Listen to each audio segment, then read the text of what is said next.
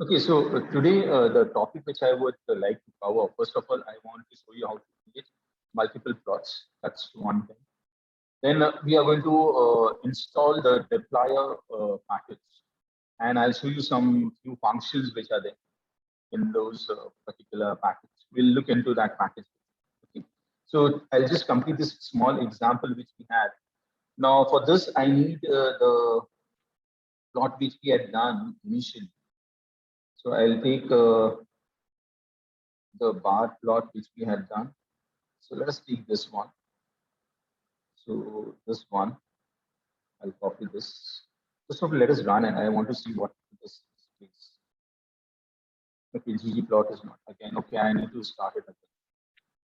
So let me run this whole thing again so that we get all the files as per the requirement. The variables. So this three, I want to run this one. Library, tidyverse and tidyr. Then we created this df. Include this ggplot2 library, and this was my first ranking of sometimes used, and this was the second one. Okay, let me zoom this in. Okay, so not this one, I don't know this. This is the next one. Then we remove some columns, change it to a new column called score and so on. This box plots. Neither this completed this.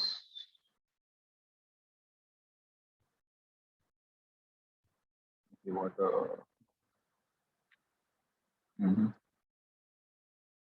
okay, so we did this plot. So let me check this one. Okay, this one looks good. So I'll take this. So we'll take this plot, the first plot. So Control C. So next one is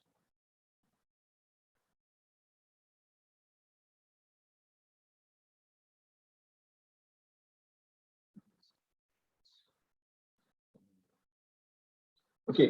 To create, first of all, I would create some plots. So this will be my plot one. So I'll write plot one equal to, and I'll put this code. Okay. So here you can see I have my data. DF is what I'm using. Then we are going to reorder it as per, and this is for mathematics, y-axis, maths.diff. Then we have this bar identity, we have given till maths.define. We have flipped the columns for the coordinates. The theme we have used type theme. Then geom intersection mean is calculated size. We have kept the color of the line as black. Okay. Then we have got the labels. Scale gradient we are using. Okay, for this you can make a change if you want. So that is do one change here in the gradient. This one. So I'll write gradient where I'll write low. So the name would be percentage difference level. Okay, I'll give a comma. Let's say low a particular color. So we'll make a combination of the red. Okay, and for the high one, we'll let us give high equal to. One more thing I'll do is I'll keep this also as double quotes for uniformity. Okay, okay, so it will be a different type of a chart here. Now, again, one more thing I have done is I have given the labels title is given. So for x-axis, it's blank. Fine. Let us do this and copy this again. I'm copying this and creating the second plot. This time for the difference of. So I'll copy this. Paste it here. I'll change this to plot 2. Okay. And for the second plot, let us keep this as say reading and change this name. So this will be reading.diff.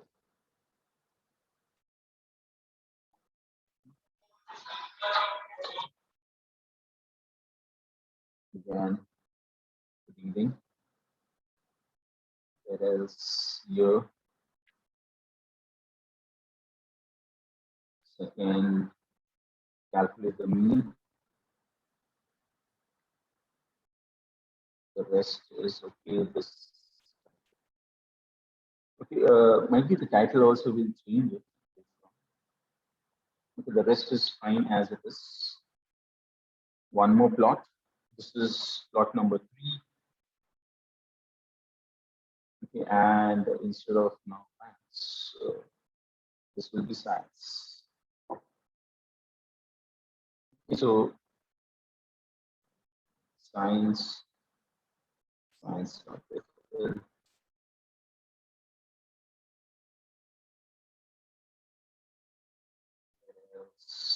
This one.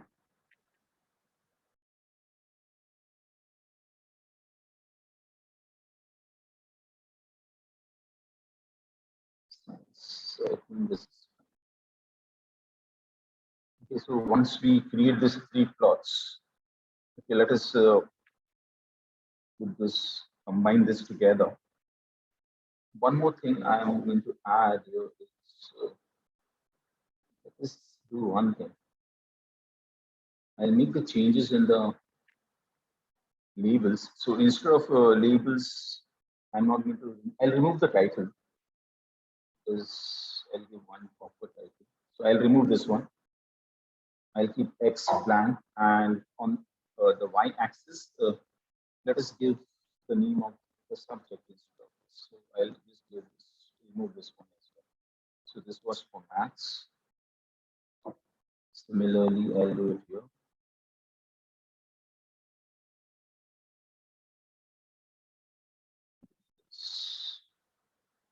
I'll change this one.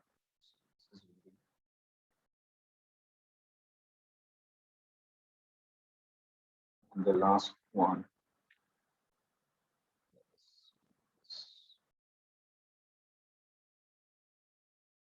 This is science. Okay, so 3 plots are ready. We need to combine this. Okay, so let me run it. Let me check it. Error. One more thing I can add is let us add a theme here. Legend position. I don't want the legend position, so I'll just write theme into round bracket. Legend position.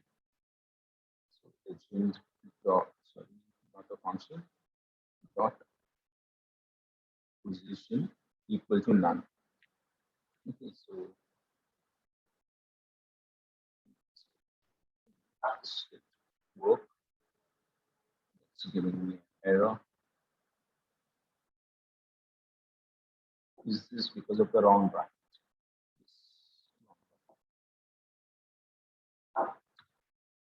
Okay, no error. So let me copy this. So we have a plus sign. This is also fine.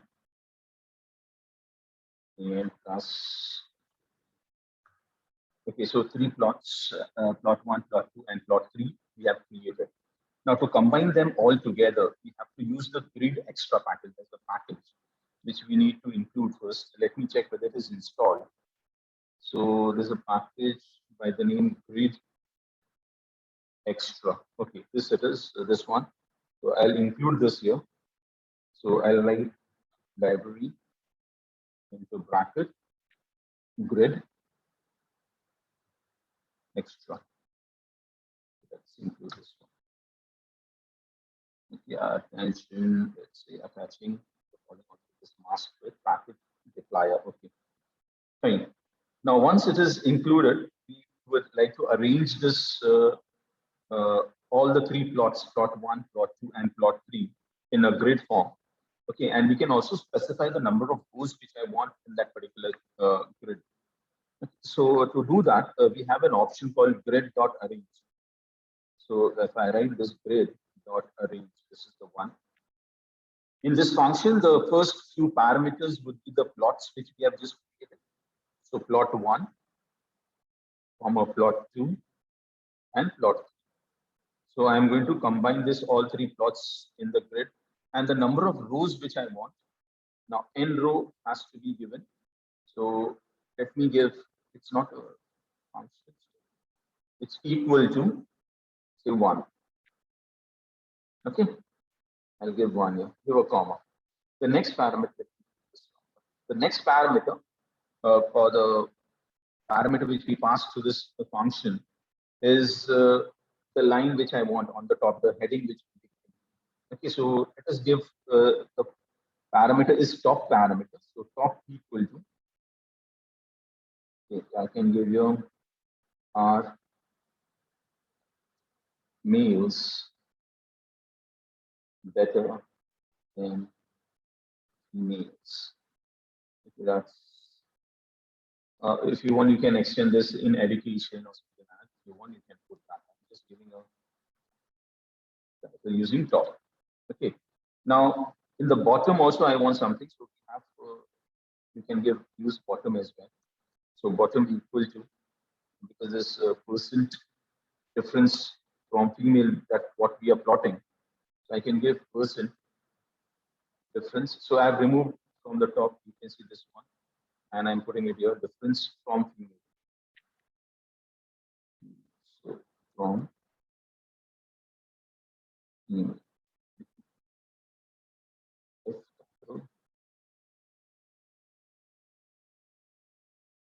Okay, now when I run this one, the value which we have given n row, okay, that means that all the plots are placed in one single row.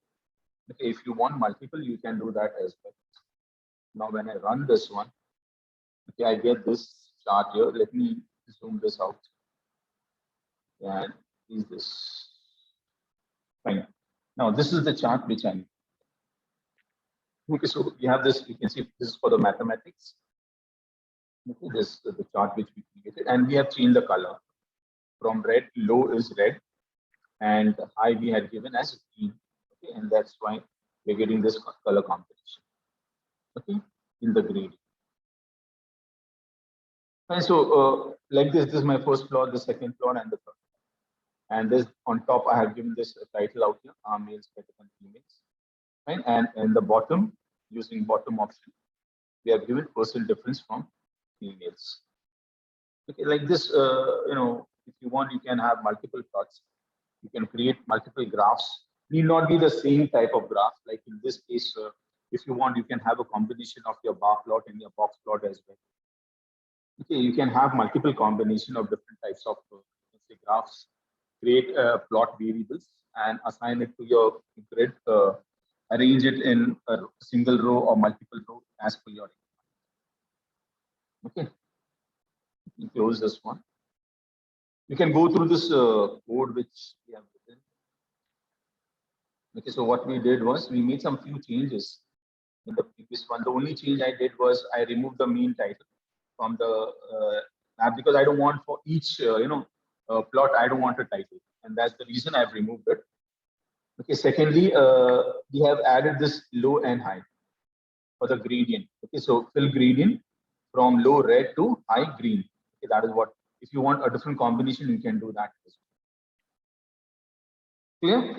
So using this package, Grid Extra, okay, you can arrange your charts or your plots, you can say, on one particular row, and you can have multiple charts or multiple plots, okay, in the same chart which we can draw. Okay, so that's it about your EDA example which we were planning to take, which we covered from starting from opening the file, how to extract data, then how to clean the data, how to remove any values, then we saw how to reshape the data frame, and that's the reason we used DF1, DF2, DF3. And we also made changes to the columns. We changed the row values to the column heading and so on. Okay, and depending on the requirement, we kept on changing the data frame. Okay. Now let us move ahead. So I'll go to a new file. Let me create a new file. Okay, and we'll take an example. We are going to introduce to the new topic on dplyr. Okay, it is written like this. Just 1 minute, guys.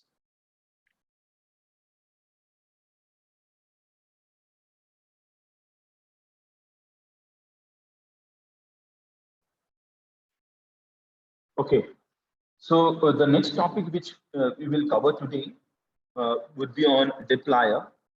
Okay, it is a package and it's a very important, most you can say frequently used package.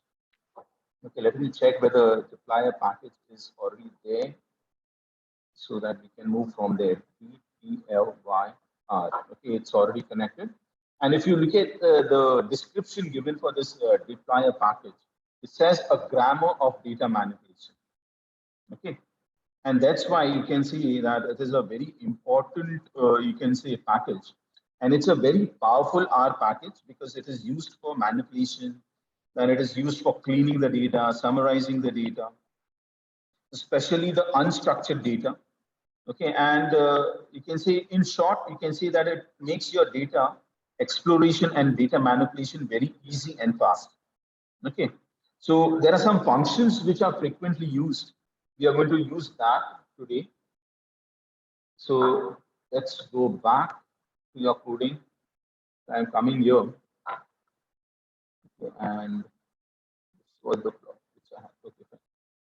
So to understand what dplyr is, as I said, it's one of the most important R package.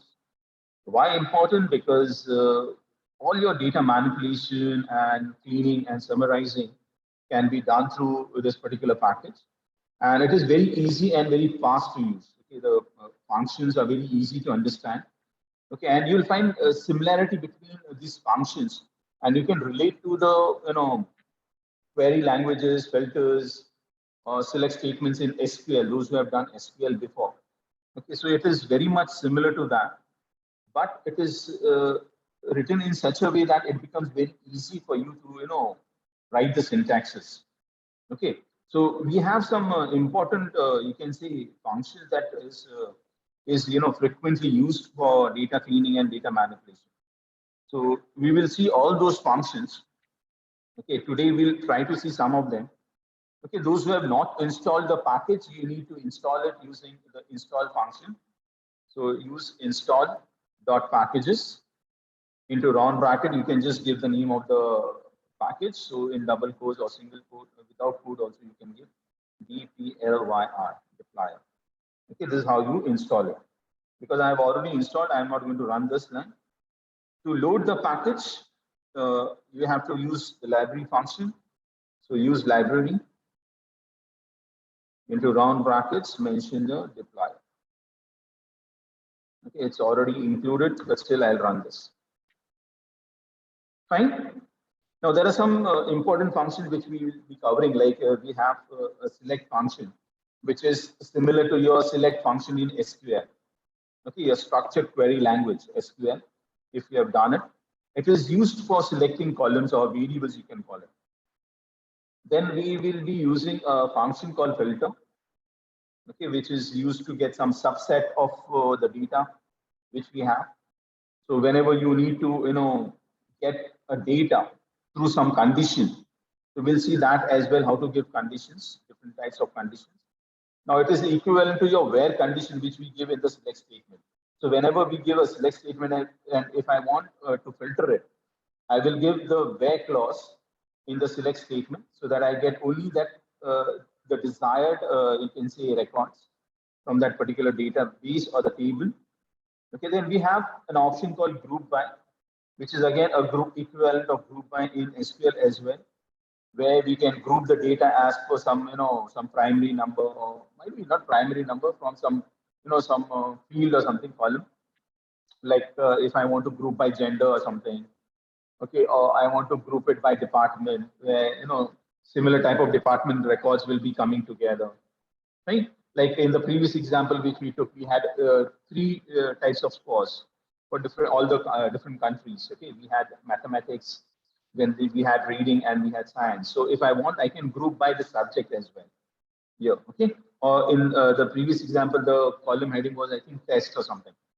Okay, so you can use group by, you can summarize it, then we can arrange it also. We can sort the data using the arrange function. Then if you remember in Tableau also we did something called joins. Okay, so there's a function in dplyr package called join. So we will look into that as well. Then we have another function which we have used before, that is mutate. The mutate function usually creates a new variable. Okay, it is similar to the column, you can say alias, which is there in SQL. Okay, so let us one by one look into all this, and I'll be taking one small simple examples. Okay, now before we actually move on to, let us try to understand what is the difference between your dplyr and the base R function. Okay, there are some basic R functions which are available, and some functions which are available in dplyr as well, similar type of. Okay, so you can see that dplyr functions processes faster compared to your, your base R function, and the reason behind this is that they are written in a very computational efficient manner. Okay, and they are more stable in syntaxes, and you can say it supports, it is better, especially in case of your data frame. So whenever you're using lots of data frames and you have to access or manipulate your data frame, then it is suggested that you make use of the dplyr package rather than using the base R functions. Okay, that is one important thing. It won't be very, you can say, helpful in case of vectors and other, you can say, data structures. But definitely with data frames, see that you make use of the dplyr function or dplyr package, and all the functions which are available in dplyr can be used here. Okay, so that is one of the major difference between your dplyr and your base R functions. Okay. Now, the data which I'll be using in this example, which we'll take, is a data which I have downloaded from the net called sample data. Okay, and let us include that. So I'll create one data frame called my data, and the file is a CSV file. So I'll be using read.csv function.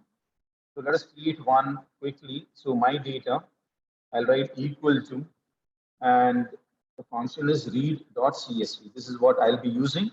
And because I have already set the path, the default path is, if you look at the first line, it is in my, it's already loaded because I have included in my settings. So when we see this work area, okay, this is my work area, workspace, or the default path. Okay, this one. Okay, so my data set which I'm going to use, the CSV file, is actually located here. Okay, so I need not give the path, but because if suppose in your case, okay, your file is stored in some other folder which is not your default working directory, then in that case you have to give the full path. Okay, I won't give the full path. I'll directly give the name of the file. So here in double quotes, I can give the name is sample. Okay, not here. Inside this code here, it's sample data dot CSV. Now this file, I'll just show you this file here first. Let me run this one. Okay, let us see, and I'll just open this file. Okay, now this file contains different states and the incomes for each year. Okay, these are some data which we have taken the annual incomes for a particular state. And here you can see we have around 52 observations. So 52 states are there. Okay, all this. And for each year, they have from 2002 onwards till 2015, they have the income levels. Okay, that is what the data is all about. Okay, so I'll be using this data, and let us see the first function which is available under dplyr. Okay, now this function is, suppose I want to select some, let us say, random rows from my data frame, and I want to display that. Okay, because we have how many 52 records. I don't want all the records to be displayed. I want some random records. Okay, so there is a function called sample underscore n. Okay, which is used to give me the number of records which I want. random numbers. Okay. Now that can be simply given like this. You can give a sample underscore n. This is the function. The name of my data frame or your table, whatever you have. Now in this case, I have my data and how many records I want randomly. Let us say I want 5 records from this particular data set or data frame, you can call it. And I press here, enter, and you can see this. I've got randomly 5 records. Okay, we have index A, M, C, O, D. Okay, so these are my columns, state, and the years from 2002 to 2015. Okay, now why someone is going to use a function like this? Okay, whenever you want to look at, have a feeling of what the data represents. So you can, if suppose you have thousands of records, you need not see all the records. So you can make use of this sample function, and randomly you can see some few records. Let us say 10 records or 20 records and something like that. Okay, and it can give you a clear picture of what your data is representing. Okay, what your data is representing in this case. Clear? If you do not want the number, you can also give percentage. Okay, you can also give percentage. If suppose you want say 20% of your data to be seen, I want to see my 20% of data. So there is a function called sample frac. Okay, so a fraction of rows, you can say fraction of rows are displayed. So I can use that as well. So here it is. This is the function sample underscore frac, the data frame name, my data, comma. Now, while giving the percentage, if suppose I want say 10%, so I have to give 0.1. Okay, that is nothing but 10% of my data. If you want 20%, this will be 0.2. Let us check 20% of the data. Okay, so from 52 observations. Okay, if I say 10%, that means around 10 records will be displayed. Okay, so I'll run this one. And here you can see I've got the 10 records. Okay, again, one more thing you'll observe here is these records which I'm getting are random records. Okay, they are randomly picked up from my data frame. Okay, it is not in a particular sequence, like the first 10 records, not that way, or first 20 records, not that way. Right? Randomly, it is going to pick up 20% of the records from my data frame. Right? Now, there's one more option which is available, which is very important, especially when we have a data set which can contain some duplicate values. So it becomes difficult to manually go and open the file and check for duplicate records. Right? Now, purposely, I have added one record which is duplicate in this. So instead of 52, actually my unique records are around 51. I'll just show you that data duplicate value. Here it is. You can see this one. So row number 4 and 5. You can see I've given the same row. So I've just copied this and added it back so that I can create one duplicate record. Okay, so this is my duplicate record. But if I have a duplicate record, my observations or my analysis will go wrong if I'm using duplicate records in my data set. Okay, so there's a way of removing the duplicate records as well. So there's a function called distinct, a very simple function which helps us to eliminate the duplicate rows.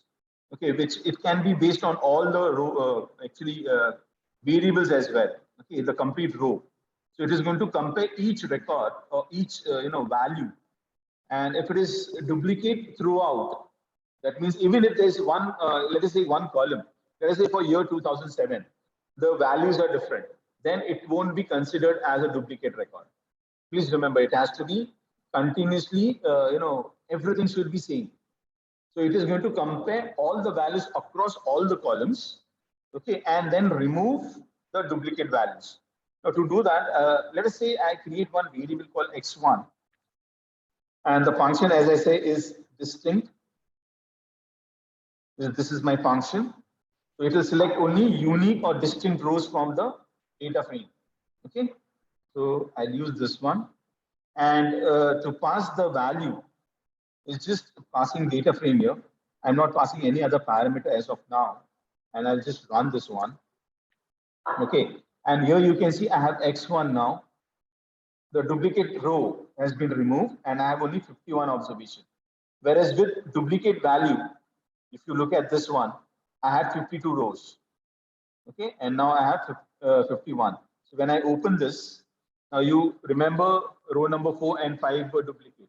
So it has removed that 5th row. Okay, and now I have only the 4th row which is having a particular state. Okay, so that one, this record, look at this one. This record has been deleted. It has been dropped. Right? So using distinct function, we can drop the duplicate values and get only unique rows. We can get only unique rows. Now we can also remove, duplicate rows based on a variable. Okay, let us say if I want to check only, let us say I have a primary key. Okay, like for example, in this, we don't have a primary key in this one. Now, let us say I don't have a primary key, but state can be considered as a primary key. But let us use index here. Okay, so we have index, okay, which has a character like A, B, C, and so on. So based on this particular column, if I want to remove a duplicate value, then I can do that as well. Let us use X2 now. I'll say X2 equal to distinct. Okay, now in this case, there are some few extra parameters which I have to pass. The first parameter is my data, comma. The second one would be the column name. So the column name is index.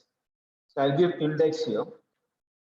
Okay, and if I want to keep, I want to retain all the other variables in the output data frame, then I need to give a value called true for keep all. So we have a parameter called dot keep all. Okay, this I can set to true as well. Now true indicates what? If I said dot keep all function is specially used, okay, to retain all other variables in the output data. Okay, it is going to retain all other, you can say variables in the sense, you can say the column names. Okay, now when I run this one, okay, I'm using the same one. So here you can see I'll get only, based on the columns, I'll get only the unique variables A. So I go to X2 and here you can see all other A's have been removed. We have only unique values here, A, C, D. So these values are not going to repeat. Okay, so you look at this one. Okay, not a single character in the index is being repeated. Okay, whereas in X2, X1, okay, we had 4 indexes with A, okay, and the state names were different. Okay, even though this was different because we have, given the column name as index column, it is going to use this one and remove the duplicate ones. Okay, that is what that's how we got only how many observations? We got 19 observations. Okay, the rest of the columns were kept as it is. Okay, so there was no checking happening on the other columns. Now, what if I want to make use of multiple columns? Can I do that? If I want to remove duplicate rows based on multiple rows or multiple variables, not rows, columns. Okay, now can I give 2, column names here? I can do that as well. Okay, so for that, what I'll do is I'll use X2 only. I'll make a change here. So after giving index, I can give one more column name. Let us see what we can give. So we have, I'm using my data. So I'll give this year, one of the years, let us give say 10 or something like that. So it is Y 2007. I'll remove Y 2007. Okay, so I won't remove, that means I'll use it for checking the duplicate values. So if there's a combination like index and the year, if these values are similar, only then it is going to remove it. Otherwise, it's not going to remove. So I'll give Y 2000, let us give 2007. Okay, so I have given 2 columns now. If you want, you can give multiple columns as well. You can give 4 or 5 columns as well. Okay, now this will